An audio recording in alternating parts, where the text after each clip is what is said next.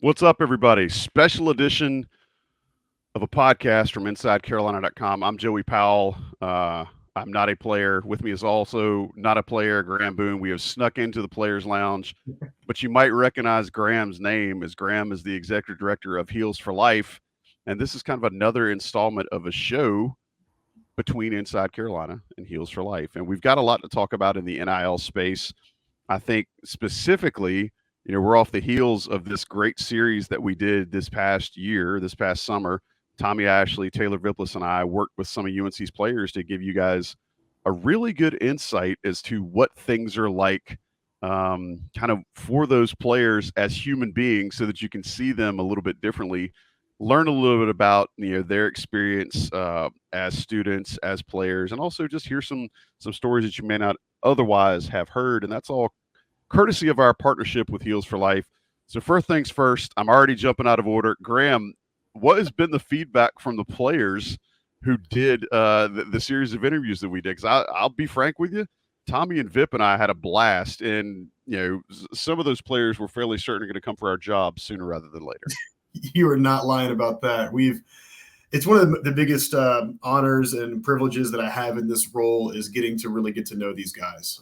Mac and his recruiting staff have done an unbelievable job at not just finding phenomenal players, but really good kids worthy of our support, of our fanhood. And there are guys. We heard Elijah Green on the podcast recently, and that's just one of the most eloquent, well thought of, intelligent young men you'll ever find, not to mention a potential all-ACC running back.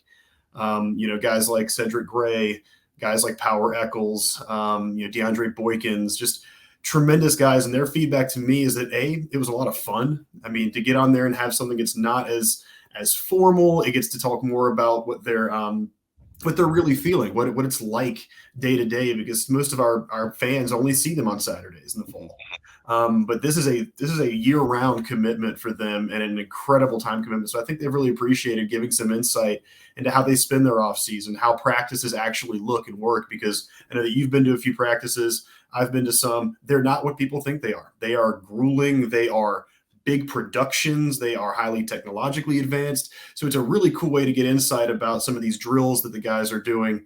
And I heard the podcast you guys did about the training camp behind the scenes last week and talked about some of the unique drills that some of the new coaches are doing. I've loved hearing the players talk about that. So they've had a lot of fun. I think our fans have gotten a great opportunity to learn about them.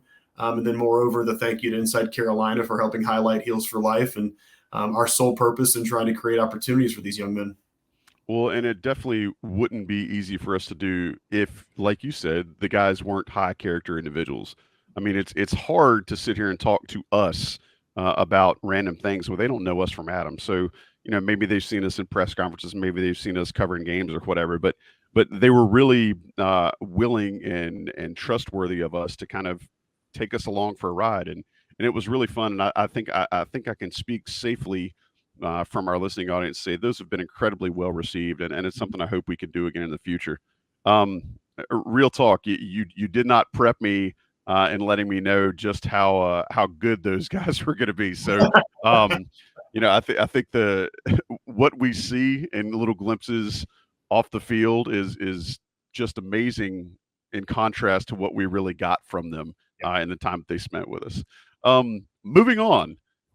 I think you had something going on recently. I'm not sure. We bumped into each other, and you seemed like you were out of breath and tired. And I don't know. Rumor was you went to church or something last week. I'm not sure. Can you clarify for us what happened last week that maybe you want to tell everybody about? I can certainly clarify. We had a tremendous event on Thursday night at Memorial Hall on campus. One of Carolina's favorite sons, Eric Church, put on one of the most unique concerts anybody in that event will ever go to on behalf of Heels for Life to help us raise critical funds for our student athletes. The first and really only thing that would be most important to say is the thank you to Eric. This is a man who is on tour, a man who has been open about his Carolina fanhood, his friendship with Mac Brown, his following of the program, and for him to come off tour, to spend an evening with us and not just play songs, but to provide stories and insights into his love of not just the university, but the state of North Carolina and how it's molded him as a professional. It was just a really sincere event. And we're going to have a lot of pictures released soon. I got a photographer working hard on us now to get those professional shots up. But for the listeners who weren't aware of it, we had Mac Brown and Marty Smith from ESPN start the evening on stage and chat about the state of college football, some of the nuances of their professional relationship. Then they brought out Eric to do about a 15-minute conversation about all the ways in which he's supported the university and the ways in which they've developed friendships among those three. So just even that portion of the event was an unbelievable success and an opportunity for 1,400 fans and members of our community to see really the behind the scenes of why this is again a program worth supporting, just because there's really good people involved. And then Eric gets up there and does a one-of-a-kind acoustic performance. And I mean, I was speaking to one of my board directors, and he said, you don't become CMA Entertainer of the Year by just going up there and playing your songs. Mm-hmm. He went up there and played medleys of covers. He started the show with a brand new song he wrote that day that actually created some headlines in Nashville because it was an unreleased song. And then, he had moments where he would stop in the middle of a tune and tell a story about why part of that song was specific to him or his family. So Eric is, of course, an unbelievable performer and talent, but even more so the personality to get up there and do that. It was just a special evening. And I think we created a lot of memories for Tar Heels. And we also had the wonderful opportunity to bring 150 local heroes to the show, first responders, military members, nonprofit employees to enjoy this. And so while it was a huge opportunity for us to educate the group about Heels for Life, what we're doing, why it's critical to the success of the program, it was also just a way to share in some camaraderie amongst Tar Heels. And it was just as much fun as I've ever had at a show. It was a tremendous amount of work. So this past weekend enjoyed some R&R because we're back at it today. It's all of that you shared, I think, is 100% spot on. As somebody who got to experience the show, I guess I had taken for granted his ability to connect with an audience. And the fact that you had set things up and you and the team behind this that put this show together, it felt like a Carolina homecoming. Yeah. And so the fact that Eric was coming back from being on tour and, he had his next stop the next night in Raleigh, but the fact that he was coming to Chapel Hill and you could see some of that emotion. He broke down when he played, Calling Me Home, when he played Carolina. Like that got to him a little bit. I think, the first time being able to play that in Chapel Hill, and he said as much. But his ability to connect with an audience, I knew it was going to be special because it was a smaller venue. And I think that's what you guys were going for and one of the attractive pieces of it. But as somebody who has two kids that I can't entertain for 20 minutes, the fact that he entertained 1,400 of us and made us feel like we were the only people in the room speaks to his panache and his ability to really command a stage. And to your point, weave storytelling into his already very elaborate lyrics and very direct lyrics. I think it was really well done show. And I'm glad that you guys got to experience all of what you put your hard work into. You got to tell me what's something you want to share about planning the show that maybe you'd like to get out to everybody, because from what I know about Graham had never planned a concert before. So tell us a little bit about what you took away from the planning process that maybe you think is a pretty cool anecdote. Yeah, well, I'll say that, first of all, it's a slight misnomer that I've never planned a concert, because when I was at Chapel Hill, I was working with the Campus Y, and they put me in charge of the homecoming concert for my junior and senior year. Very, very reckless decision to give someone my age that much money to go find a band. So who did I bring? Exactly who I wanted to see. So we brought Ben Folds one year, we brought Avid Brothers the next year. As a Concord native, that made me feel happy. So, but then again, I think all I did was cut a check and give a free tickets out at Memorial Hall box office. So I don't think it was exactly the same lift as this. No, the preparation process was, it was strenuous, but we knew that going into it, being such a small organization with such a lofty goal of this event, we were prepared for the work. We knew, my board of directors, my volunteers, I had people coming out of the woodwork to say, how can I be a part of this? And they weren't doing it so they could get tickets. They were doing it because they know that we are doing something for this football team, for these young men, and they wanted to be a part of the production of it. So We had a VIP meet and greet before the show where Eric came and took pictures with the players and some of our top donors. We did a post show at Still Life, who were tremendous partners of ours, to let everyone have a kind of decompression and talk about the show and have a couple cocktails. So that was just a ton of fun. As far as an anecdote for the planning process, I had to work very closely with Eric's management team, and I spent Sure. most of my career as an agent. And so I always was getting both kick out of all the things they needed to make this an official event versus where I was just hoping it would just be some quick little email like, is he willing to do this? Okay, great.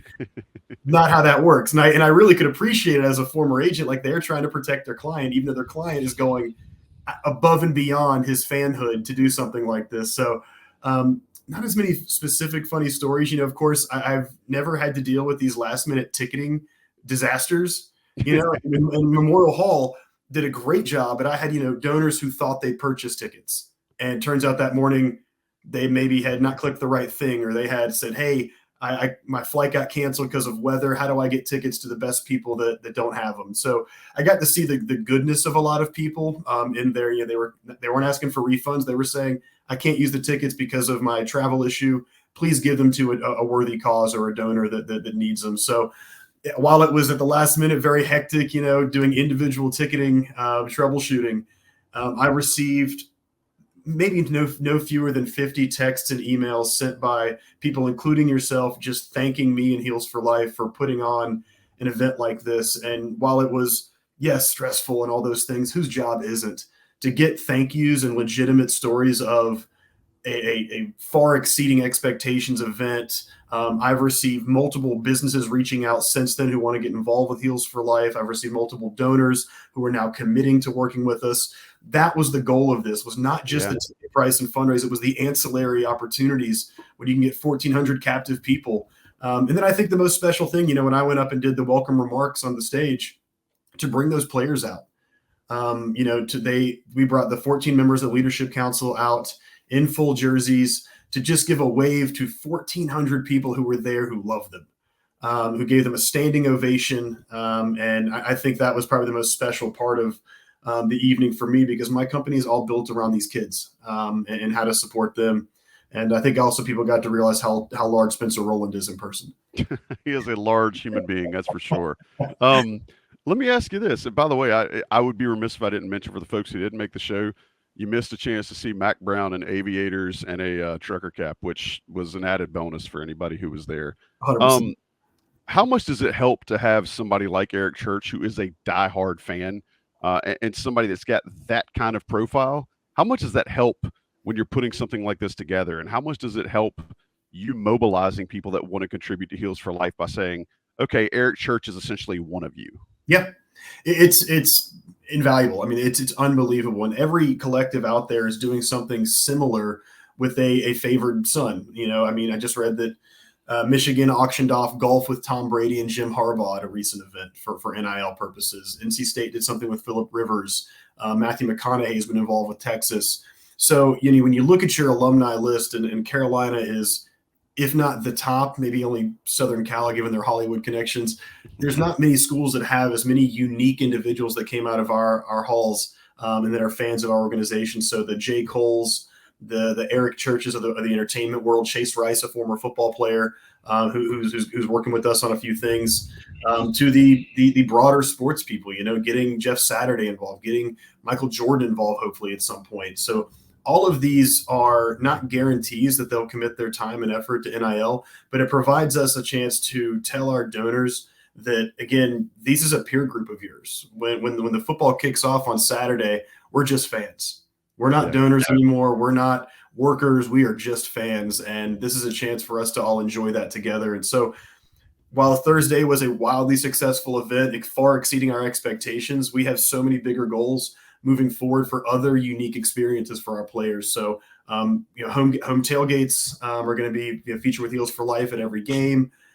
Digital experiences where you can get to know some of our players and coaches via some town halls, to meet and greets. Down the line, we actually have a meet and greet next Monday in Charlotte, so August 14th at Tremont, where the 5 Charlotte natives for Heels for Life, Drake May, Ced Gray, Power Eccles, Bryson Nesbitt, and Tez Walker are going to be doing a meet and greet, signing autographs, taking pictures. We got catered barbecue, and the proceeds are actually going to porch communities to help build food banks in the Charlotte area. So ways for us to help accommodate fans, for a small amount of money. I think tickets are $100 for that event, to come out, have intimate time with these incredible young men 3 weeks before they pound South Carolina in the same city.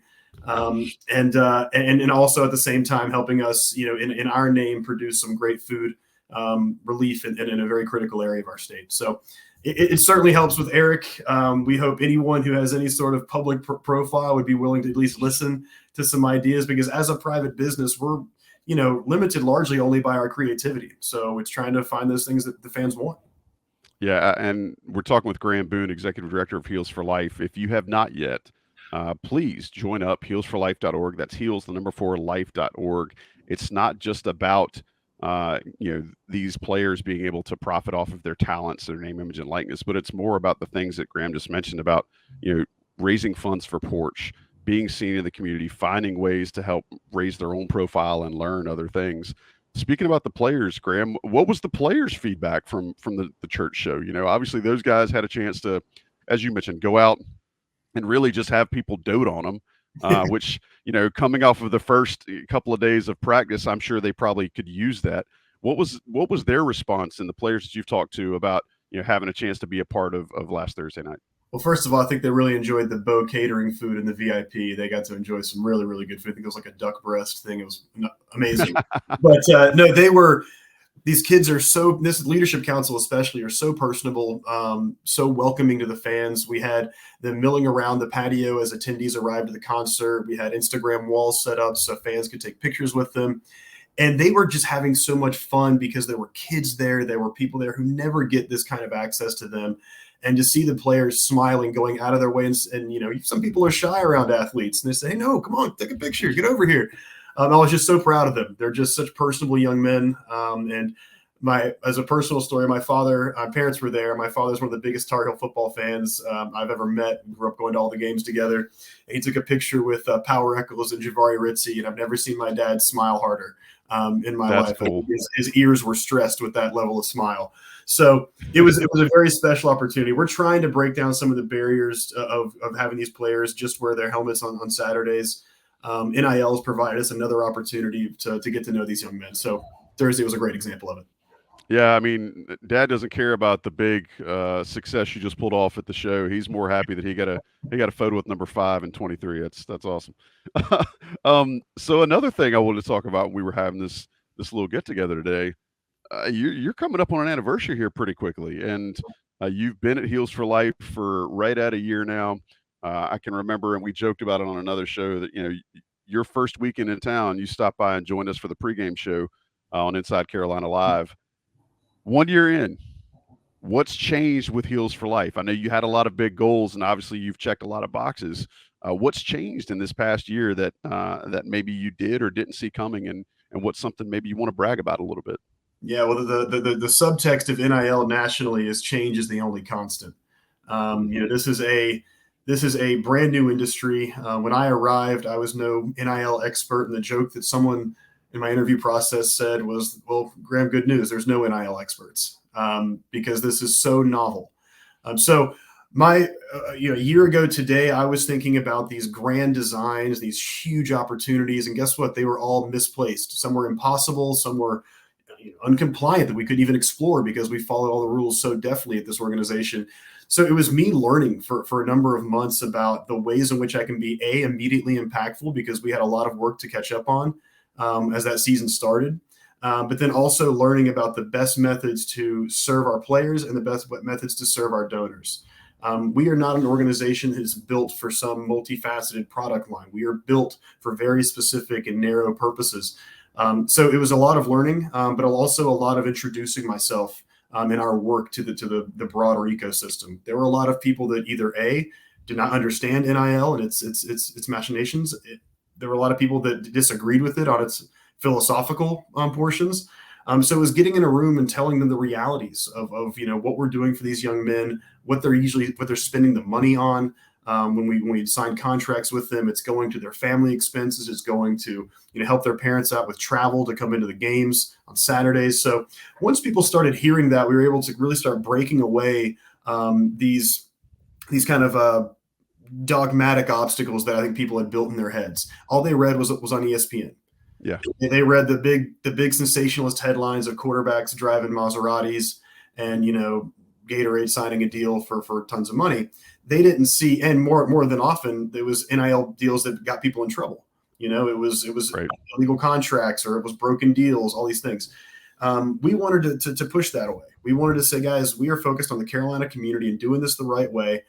We've had a great response from our community, and we still need more. But a year later, we've accomplished a lot of our goals. And listen, 6 weeks after I started was really the beginning of the Drake May experience. The day I started on this job was the day we named him starter. And so talk about an opportunity for us to say, hey, we're mid-October, Drake's starting to create national headlines. We have a chance to brand Heels for Life as a nationally competitive NIL organization if we can support someone like Drake. And so his profile, his willingness to support our nonprofits, his incredible just personality and family ties have been so critical to us reaching people with our story and going, guys, we're not just supporting Drake, but Drake is an example of a 5-star recruit, NFL caliber, top 5 pick, projected. That if other players, in the ecosystem hear about what we're doing from an NIL perspective, and you add that to the academic and athletic opportunities at Carolina, we become a very formidable recruiting target. And so while we do things once players are on campus, it doesn't mean that we have, it means that we are fully focused on our current roster. And that if you come to Carolina and you put on that jersey, you're going to have support of an organization who's solely focused on you. And that's something that took a while for us to kind of to logistically, dial in. But now I feel that we've got a phenomenal board of directors, a great community of businesses who are interested. And now we're setting up our prioritization of events and product lines that, we can start doing some really fun stuff. But very proud of our first year and very excited for this season. What does it sound like when you talk to somebody who, like you said, maybe doesn't understand NIL, doesn't understand the nuance behind it? All they see is the negative side.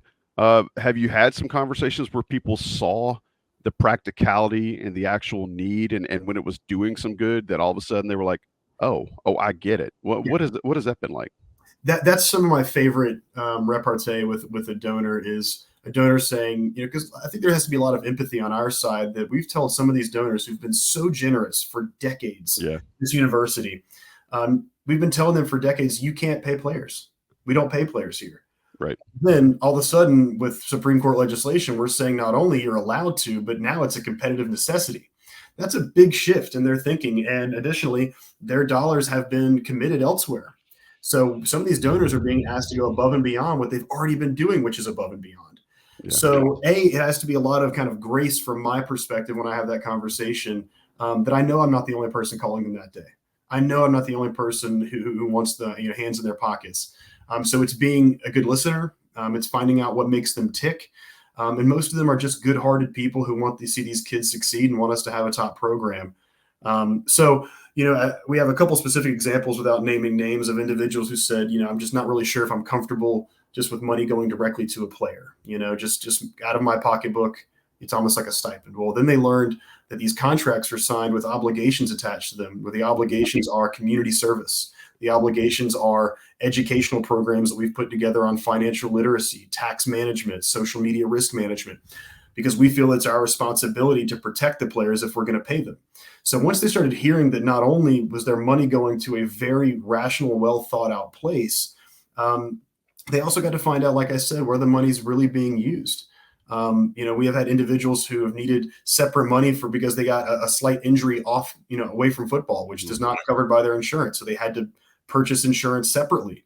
And they used NIL money for something that was from a health perspective sincere, but their parents may not have had the money to do that. We've had individuals send money back home for the mortgage because their parents couldn't afford it anymore, or to help their parents get car service into Chapel Hill for the games because they couldn't fly for medical reasons. I mean, these are all real things that have happened to our players. And when our donors hear that it's actually going to these players and their families, like it's truly going to benefit them, and these are not unreasonable sums of money, that's when the conversation changes. We've had some people that went from when I can't say they're on the fence, they were on the no side of the fence. Yeah.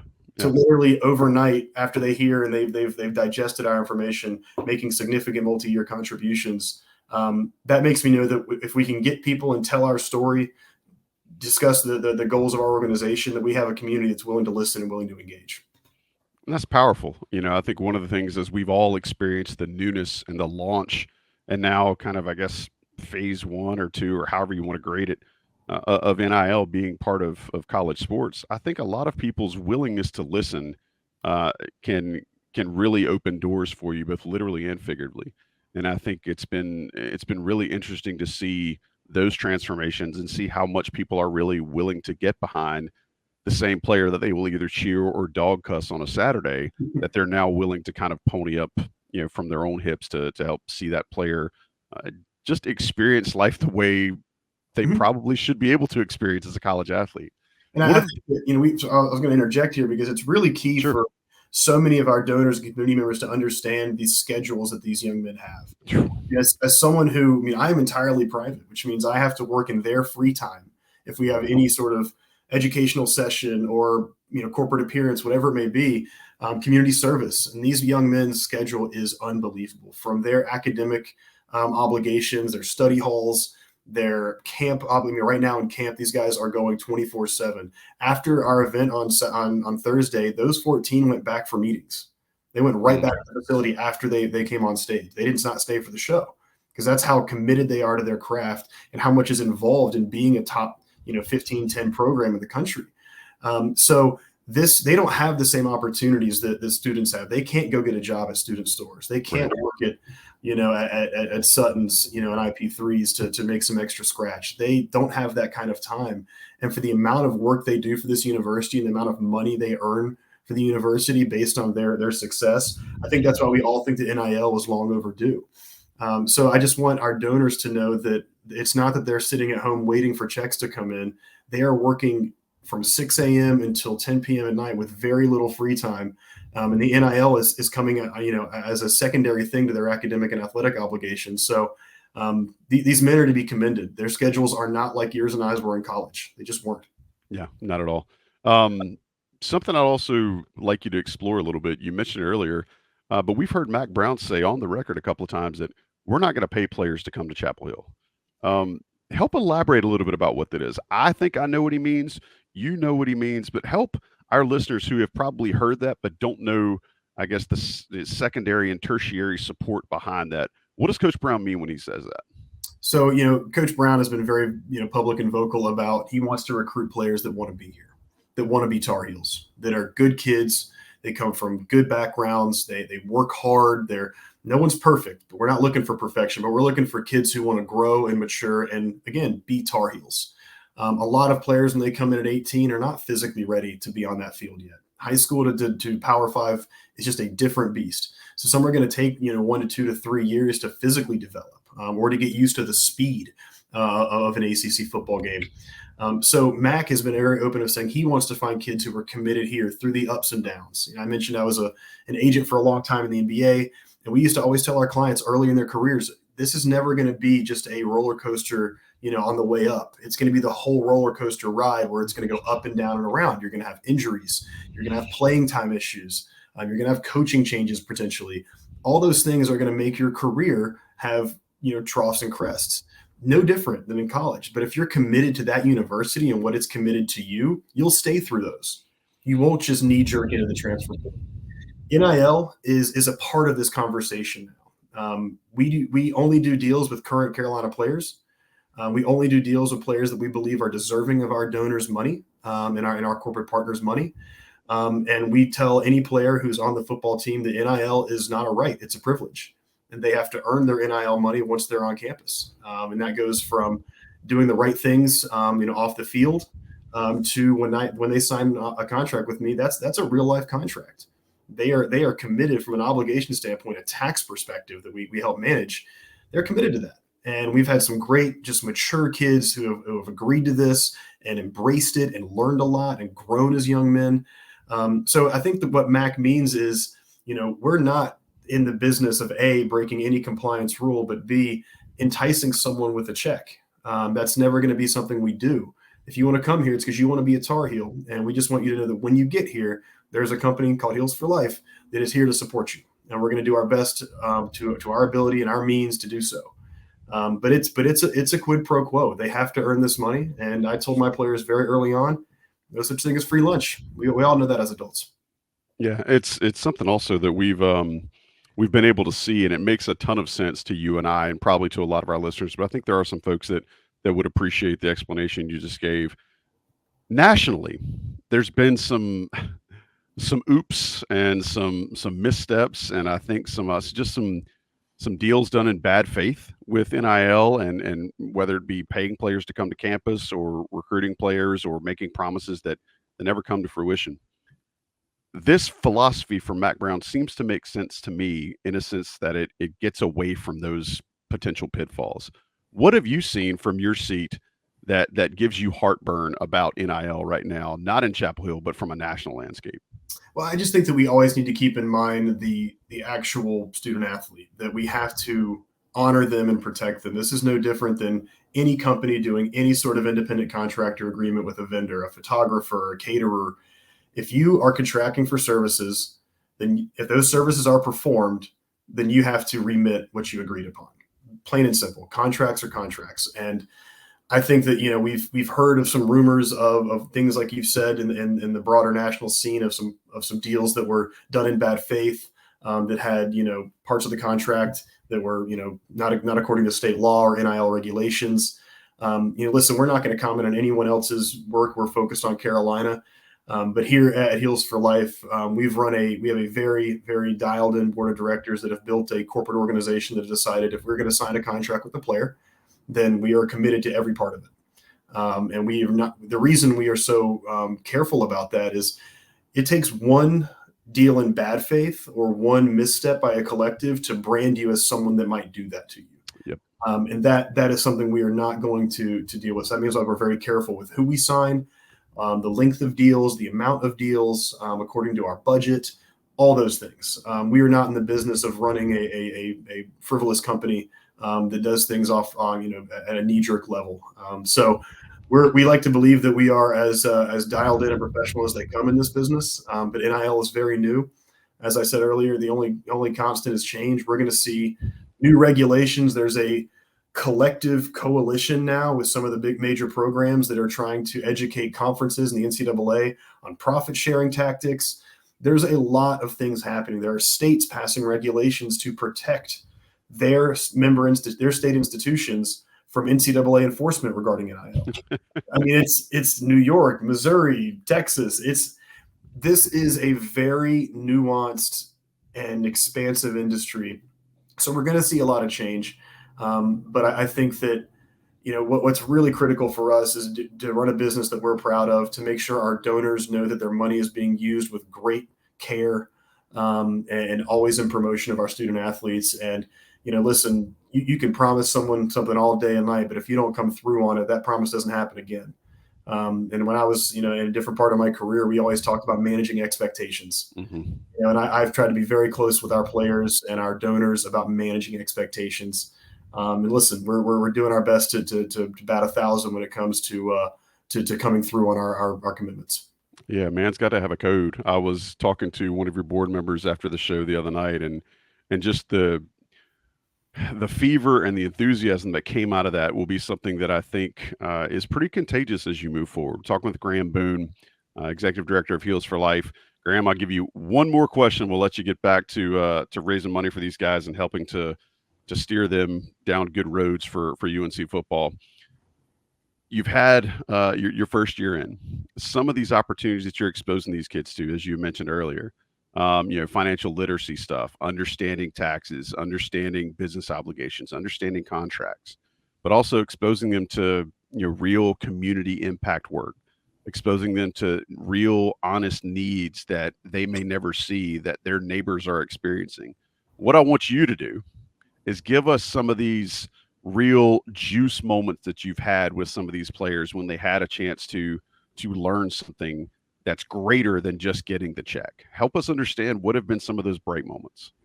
I'll give you a few. I think that we had I think I mentioned them earlier, one of our nonprofit partners, Porch, which supplies weekly food deliveries to they take donations on people's porch and deliver them to families in need. And they did an informational session for our players so they could learn about the critical needs, not just in Orange County, but also in the regions in which they represent, in the hometowns of these players. And they did a true or false, where they had the players raise a left or right hand of what they would read out a potential, a fact, and they'd say if it's true or false. There were a couple of moments when they heard audible gasps from our players when they found out the needs of not just families in their hometown. There are students at Carolina who are food insecure currently on campus. There is a lot of need. And so you would see these players going, as much as they are excited about earning money for this, they all of a sudden wanted to spend more time. I had 3 or 4 people, as soon as that session ended, come right up to me and go, let me know the next time they need volunteer help. These are players who do not have time for this. They don't have the time to volunteer. They're still willing because it made an impact on them. Table, there's a local food insecurity group that we work with out of Carborough. They did a similar packing operation for us, but they spent time giving us all these critical facts. 1 in 3 kids in Orange County are food insecure. 1 in 3. This is our backyard. This is the Chapel Hill that we love and that we promote. So just seeing the players have visceral reactions to these sort of stats was heartwarming for me. And then also our educational sessions are run by UNC alums.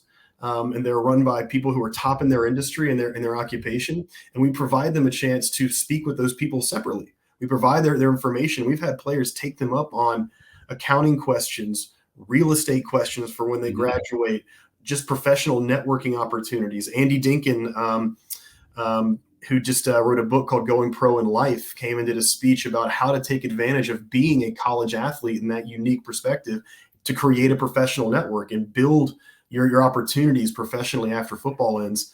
So players are not just going there through the motions. They're going, and I'm getting calls from these alums going, I just talked to so-and-so. What a thoughtful young man. He called me and just had 2 or 3 questions that my clients don't ask me these kind of questions.